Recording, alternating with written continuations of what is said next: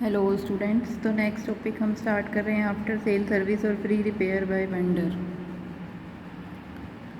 Vendor जो है seller, वो क्या करता है कि आफ्टर सेल सर्विसेज प्रोवाइड करता है कि गुड्स जो सेल कर दिया उसने, तो उनकी जो है वो कुछ टाइम तक एक फ्री रिपेयर वगैरह करके देगा। तो अब ये जो रिपेयर करेगा इसके लिए वो रिपेयर रिज़र्व अकाउंट बना देता है या मेंटेनेंस एक्सपेंस अकाउंट बना देता है, और जो सेल्स का अमाउंट है उसमें से ही इस अकाउंट में वो अमाउंट ट्रांसफ़र कर देता है। ठीक है। और जो एक्सपेंसेस होते हैं, यानी कि जब एक्चुअल में कस्टमर रिपेयर कराने आता है तो फिर इस रिज़र्व में से वो जो है अमाउंट इस रिज़र्व में ट्रांसफ़र कर देता है। तो कैसे ही आपको क्वेश्चन ये एग्ज़ाम्पल से ज़्यादा क्लियर होगा कि 1 जनवरी 2014 को Subhash sold a television on hire purchase system.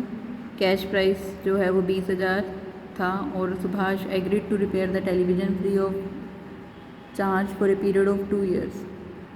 Estimated cost of repair are 300 in the first year, 720 in the second year. Actual cost of repair 380 in the first year and 600 in the second year. Prepare necessary journal entries in the books of Subhash and prepare repair reserve account. तो अब देखो इसमें क्या है कि सुभाष ने एक television cell किया, ठीक है, तो अब वो 2 साल तक इस टेलीविज़न की रिपेयर करके देगा फ्री में, और इसमें एस्टिमेटेड कॉस्ट दे रखी है 300 और 720 फर्स्ट ईयर और सेकेंड ईयर की एक्चुअल कॉस्ट दे रखी है। तो यहाँ पे हमने क्या करना है, सबसे पहले जो है हमारी क्या ट्रीटमेंट रहेगी यहाँ पे। तो 2014 जनवरी 1 को उसने जो है गुड्स सेल किए हैं, टेलीविज़न सेल किया है, तो वेंडर क्या एंट्री करेगा, ठीक है, hire purchaser account debit to hire sales account. 20,000 की उसने जो है गुड्स सेल की हैं। फिर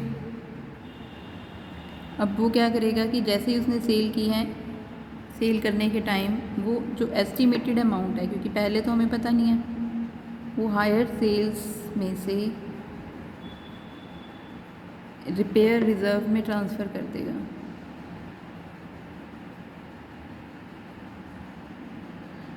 तो जो भी एस्टिमेटेड अमाउंट है, एस्टिमेटेड अमाउंट वो 300 फर्स्ट ईयर, 720 सेकेंड ईयर, क्योंकि हम पहले एस्टिमेट ही लगा सकते हैं, तो आप एस्टिमेटेड अमाउंट ही डालोगे। सेल करने के टाइम तो हमें नहीं पता एक्चुअल अमाउंट कितना होगा। तो अब जब ये एक्चुअल खर्चा होगा, ठीक है, अब इस ईयर के एंड में होगा एक्चुअल खर्चा, तो हम एक्चुअल खर्चा देखेंगे 300 फर्स्ट ईयर में हुआ, 380 फर्स्ट ईयर में हुआ, तो हम अब इस अकाउंट में से ही वो खर्चा करेंगे, repair reserve account debit to bank. ठीक है, ये अकाउंट जो हमने बनाया है तो इसमें से खर्चा करेंगे। अब हमने जो एस्टीमेट लगाया था फर्स्ट ईयर का कि फ़र्स्ट ईयर का खर्चा 300 और 720 सेकेंड ईयर का, तो 300 रुपये हमारा फर्स्ट ईयर का एस्टीमेट था, लेकिन खर्चा कितना हुआ 380, क्योंकि ज़्यादा हो गया। अब हम क्या करेंगे, ईयर के एंड में P&L में से ये खर्चा निकाल लेंगे, ठीक है, जो हमने कम डाला हुआ है फर्स्ट ईयर का 80 रुपये, तो हम P&L से रिपेयर रिज़र्व में डाल देंगे और इस खर्चे को कवर कर देंगे। ठीक है, अब फर्स्ट ईयर का 380 हो गया, P&L टू रिपेयर रिज़र्व। अब जो है ये हमारा कवर हो गया।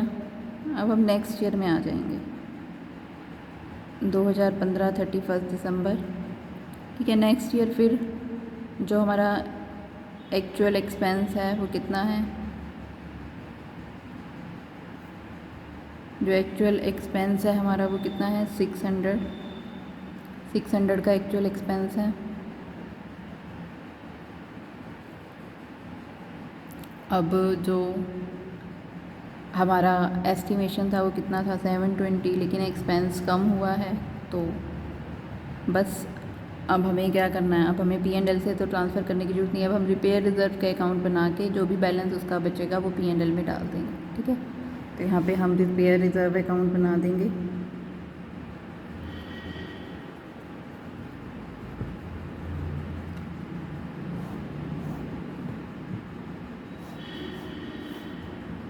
ठीक है, तो हमने पहली एंट्री क्या की थी, repair reserve account debit, hire sales account debit to repair reserve, ठीक है। तो 2014 31 दिसंबर को हमने एंट्री की hire sales to repair reserve, ये सॉरी हमने कब की थी, जनवरी 1 को। तो ये एंट्री हो जाएगी यहाँ पे by hire sales to repair reserve, तो बाय हायर सेल्स तो हमने कितने का बनाया था, 1020 का, ठीक है। फिर 2014 31 दिसंबर को हम यहाँ करेंगे हायर, जो हमने यहाँ पे 1020 का बनाया था फर्स्ट ईयर में, हमने फर्स्ट ईयर के एंड में क्या एंट्री की थी, रिपेयर रिज़र्व टू बैंक, तो यहाँ आ जाएगा टू बैंक, ठीक है। टू बैंक 380 का हमारा एक्सपेंस हुआ। फिर हमने जो है 80 रुपीज़ P&L से डाले, P&L टू रिपेयर रिज़र्व, तो हम बाय P&L 80 रुपीज़ हमने डाले, ठीक है।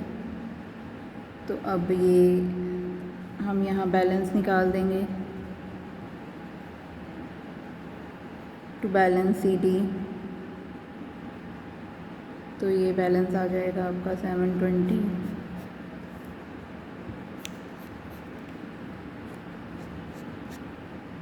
फिर उसके बाद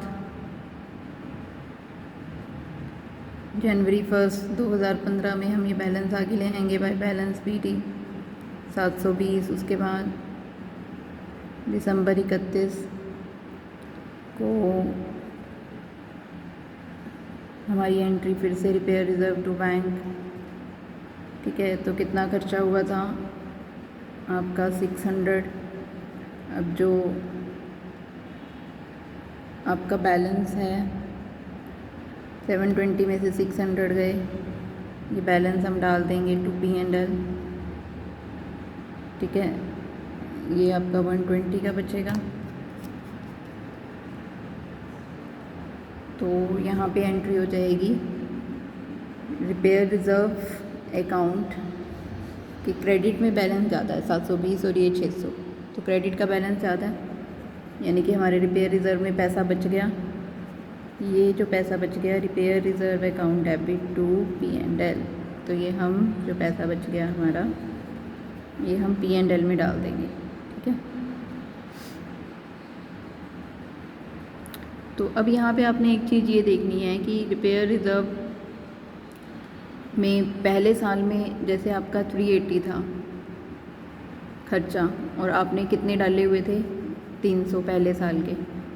अगर ये मान लो खर्चा 200 रुपये होता और आपने डाले 300 रुपये हुए हैं, तो आपको अगर आपने आपका खर्चा कम होता, ठीक है, अगर आपका खर्चा मान लो 200 का होता, ठीक है, मान लो खर्चा 200 का है और आपने डाले 300 रुपये हुए हैं, तो वो आपने जो खर्चा है वो जो 100 रुपीज़ का है वो आपने P&L रुपये में नहीं ट्रांसफ़र करने। यानी कि अगर खर्चा ज़्यादा होता है जैसे 380 हुआ है तो ये तो कवर कर लेना है P&L से, लेकिन अगर कम खर्चा होता है तो वो P&L में नहीं डालना जब तक कि आपका पूरा कंप्लीट नहीं हो जाता ये पीरियड, ठीक है। एंड में जैसे हमने यहाँ एंड में जो सेविंग है वो डाली है P&L में, तो इस तरह से,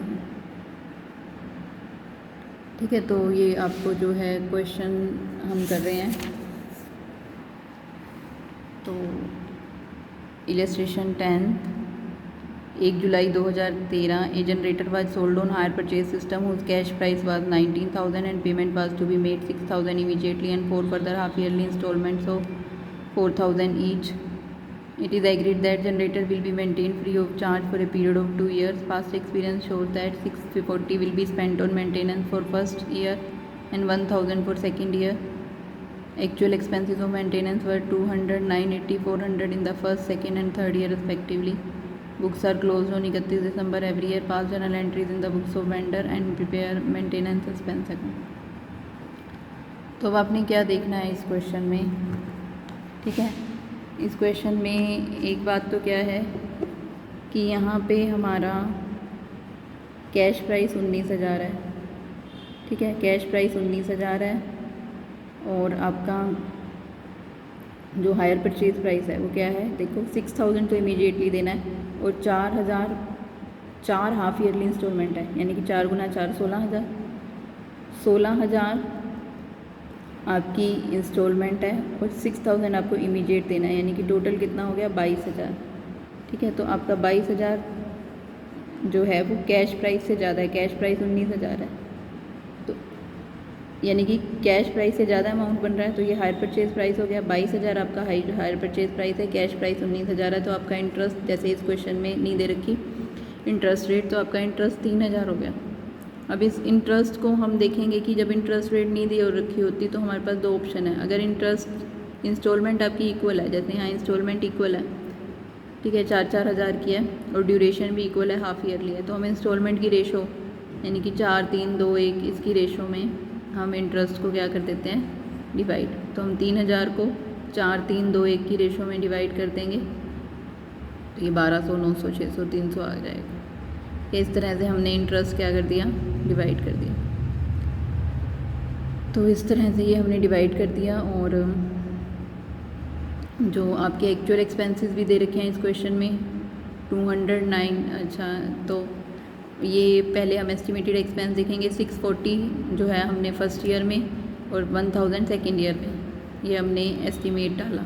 और एक्चुअल एक्सपेंसेस जो हैं ये 3 सालों के दे रखे हैं। जब एक्चुअल 3 सालों के दे रखे हैं तो हमें जो एस्टिमेटेड है उसको भी 3 सालों में ही डिवाइड करना पड़ेगा। और बुक्स जो है 31 दिसंबर को क्लोज़ की जाती हैं, आपने जर्नल एंट्रीज करनी है इन the books of vendor and prepare maintenance suspense account, ठीक है। तो हमने ये इंटरेस्ट का देख लिया। तो अब आपने क्या करना है कि यहाँ पे हमें जर्नल एंट्रीज करनी है और क्या करना है एक रिपेयर रिज़र्व अकाउंट बनाना है, ठीक है। तो हमने इंटरेस्ट का तो देख लिया, ठीक है। तो पहले हम जो है यहाँ पे हम पहले जर्नल एंट्री देख लेते हैं कि हमने जुलाई 1 को सेल की है गुड्स, तो क्या एंट्री होगी hire purchaser to hire sales, ठीक है। तो कितने की हमने सेल की, जो हमारा कैश प्राइस है उससे एंट्री होगी 19,000। उसके बाद फिर हायर सेल्स में से हम क्या डालेंगे अमाउंट उसी डेट को, ठीक है। इसने अब रिपेयर रिज़र्व बोल रखा है, तो रिपेयर रिज़र्व, इसने मेंटेनेंस सस्पेंस बोल रखा है, तो हम क्या बनाएंगे मेंटेनेंस सस्पेंस अकाउंट, ठीक है। अगर कुछ नहीं बोल रखा तो आपकी मर्जी है। तो हम जो एस्टिमेटेड है, एस्टिमेटेड तो 2 साल का दे रखा है, ठीक है। तो वो हम जो है उसका एक रिज़र्व बना देंगे जिसमें 1,000 रुपये पहले साल का है और 640 दूसरे साल का, ठीक है। फिर जो है अब एडवांस अमाउंट की एंट्री करेंगे हम, ठीक है। एडवांस अमाउंट की हम एंट्री करेंगे तो एडवांस अमाउंट की क्या एंट्री हो जाएगी बैंक टू हायर परचेज़र कि उसने कितना एडवांस अमाउंट हमें दिया 6,000, ठीक है। उसके बाद अब आप इस क्वेश्चन में ये देखो कि जुलाई 1 को हमने सेल किया, ठीक है। तो यहाँ पे क्या है हमारा कि जुलाई 1 2013 में हमने सेल किया, ठीक है। हमें 1 साल का जुलाई 1 2014 जुलाई 1 2014 से जुलाई 1 2015, ठीक है। ये 1 साल है, ये दूसरा साल है, ठीक है। इसका हमें जो एस्टिमेटेड एक्सपेंस दे रखा है आपका, ठीक है, कि जो एस्टिमेटेड एक्सपेंस है आपका ये आपका फर्स्ट ईयर का ये है 640 और 1000 जो है आपका कौन से ईयर का है, सेकेंड ईयर का। ठीक है, लेकिन ये एस्टिमेटेड एक्सपेंस तो आपको 640 और 1000 ये फर्स्ट ईयर का और ये सेकेंड ईयर का। लेकिन जो एक्चुअल एक्सपेंस है,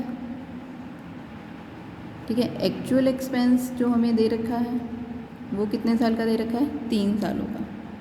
ठीक है, तो 3 सालों का आपको दे रखा है, तो 3 सालों का आपको फर्स्ट ईयर, सेकेंड ईयर और थर्ड ईयर जो आपका एक्चुअल एक्सपेंस है वो कितना है, 200, 980 और 400।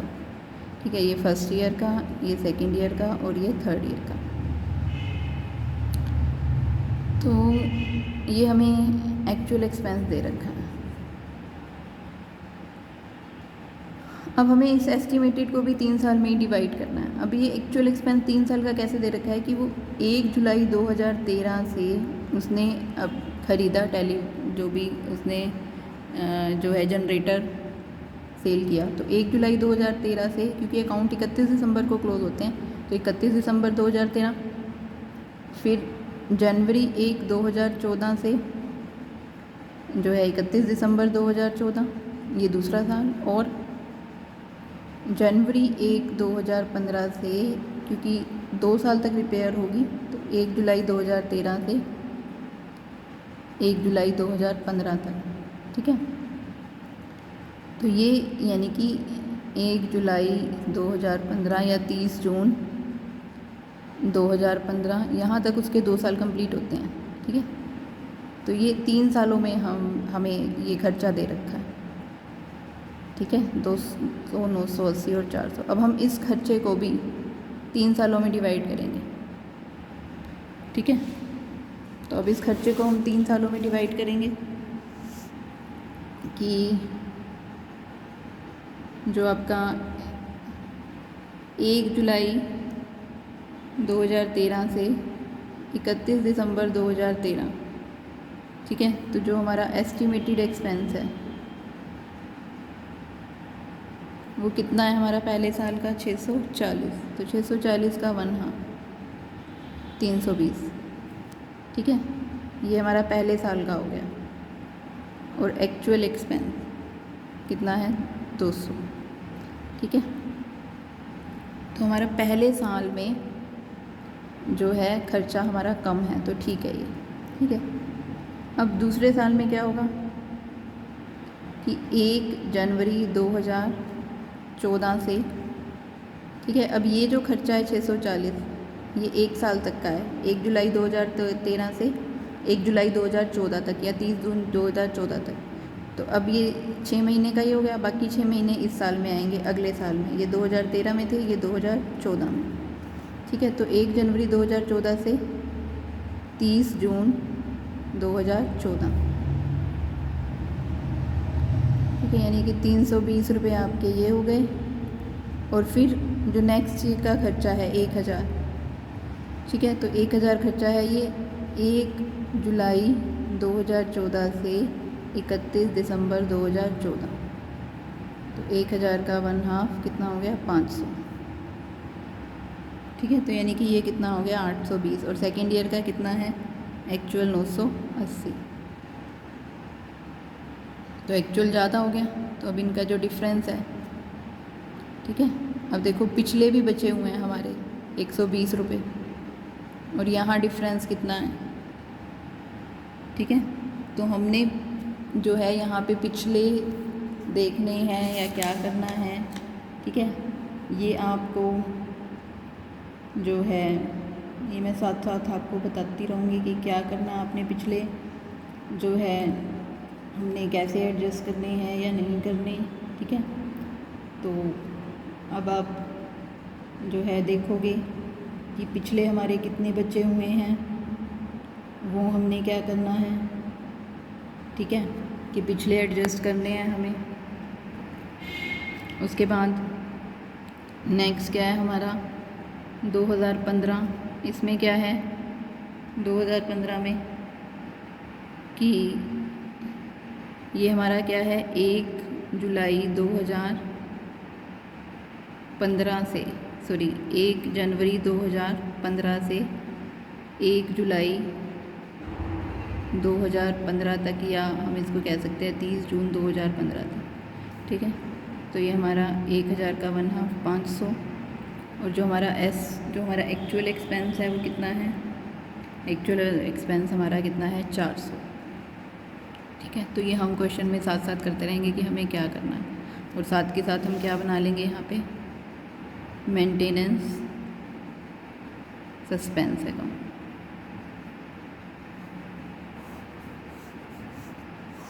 ठीक है, अब ये हमने डिवाइड कर दिया, तो यहाँ पे जो है हम अपनी एंट्री कर देंगे कि 2013 जुलाई 1 2013 जुलाई 1 क्या हो जाएगा, मेंटेनेंस सस्पेंस में क्या आ जाएगा, बाय हायर सेल्स कितना आ गया, ये 1640। ठीक है, अब हमें क्या करना है, अब हमें आगे एंट्री करनी है कि हमने यहाँ पे क्या एंट्री की थी, बैंक टू हायर परचेज़र कितना है, 6000। ठीक है, तो अब हम क्या एंट्री करेंगे, अब हम जो है 31 दिसंबर को इंटरेस्ट की एंट्री करेंगे, हायर परचेज़र टू इंटरेस्ट, जो हमने इंटरेस्ट पीछे देखी थी कि इंटरेस्ट को हमने डिवाइड किया था, फिर हमें इंस्टॉलमेंट मिलेगी। ठीक है, बैंक टू हायर परचेज़र। ठीक है, तो कितने की इंस्टॉलमेंट थी, 4000 की, क्योंकि हमने देखा था कि इंस्टॉलमेंट प्लस एडवांस पेमेंट वो ज़्यादा बन रही थी कैश प्राइस से, तो इंस्टॉलमेंट में इंटरेस्ट इंक्लूड है, तो हम ऐड नहीं करेंगे। अब हम एंट्री करेंगे जो हमारा मेंटेनेंस सस्पेंस है, कि जो हमारा एक्चुअल खर्चा हुआ, maintenance suspense account debit to bank.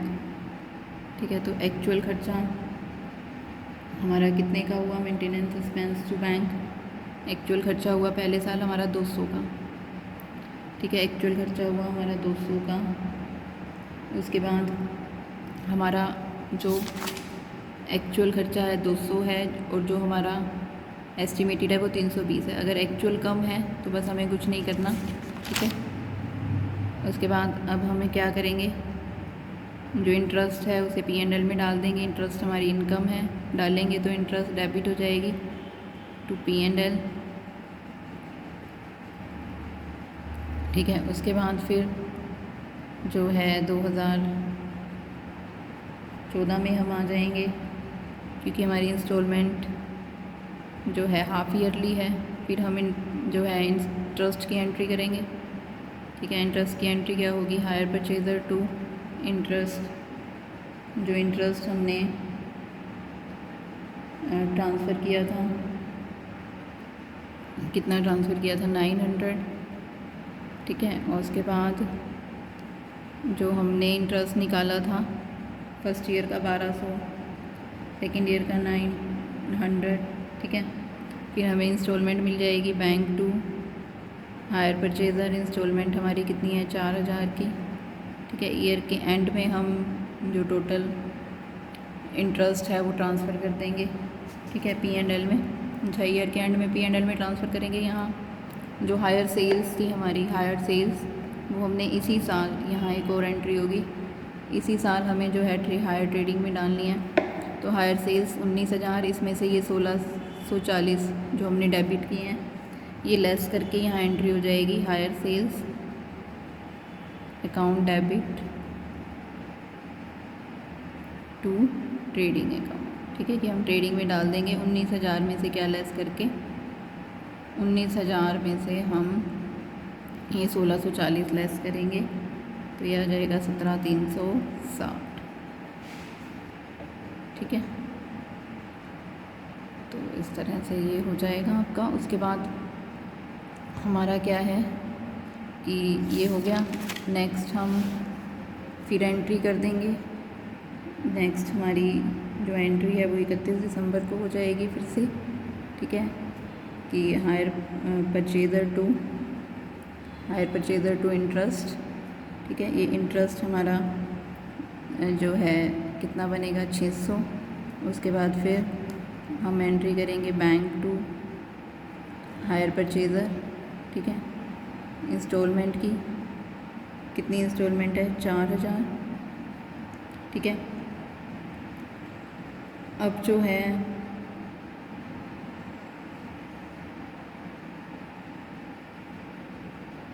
हमें ईयर के एंड पे आ गए हैं हम, तो अब हमें किस चीज़ की एंट्री करनी है, एक्सपेंसेस की, ठीक है। तो एक्सपेंसेस हमारे अब की बार कितने हैं 980, ठीक है। तो हम क्या एंट्री करेंगे, maintenance suspense account debit to bank, ठीक है। कितना हो गया 980, ठीक है। Maintenance suspense to bank 980। अब हमारे एक्चुअल खर्चा 980, ठीक है। और हमने एस्टीमेट कितने का लगाया था 820 का, ठीक है। पिछले साल हमारा कितना बचा हुआ है, सेविंग कितनी है 120, क्योंकि हमने अमाउंट ज़्यादा बनाया था और हमारी इंस्टॉलमेंट क्या थी, मतलब जो एक्चुअल है वो कम था और हमने एस्टीमेट ज़्यादा लगाया हुआ था, तो 120 यहाँ बच गया। और यहाँ हमारा खर्चा ज़्यादा हो गया, कितना ज़्यादा हो गया, यहाँ हमारा खर्चा हो गया 160 ज़्यादा, और पिछले साल की कितनी सेविंग है 120, तो यानी कि अब आपको कितने और निकालने हैं P&L से 40। तो ये पिछला हमने इसलिए ही सेव किया था कि हो सकता है आगे ज़्यादा खर्चा हो जाए तो हम इसमें से कवर कर लेंगे, तो ये 40 रुपीज़ का हम और बना लेंगे, ठीक है। तो ये आपका P&L account debit to maintenance suspense, ये आपका 40 रुपीज़ का और बन जाएगा।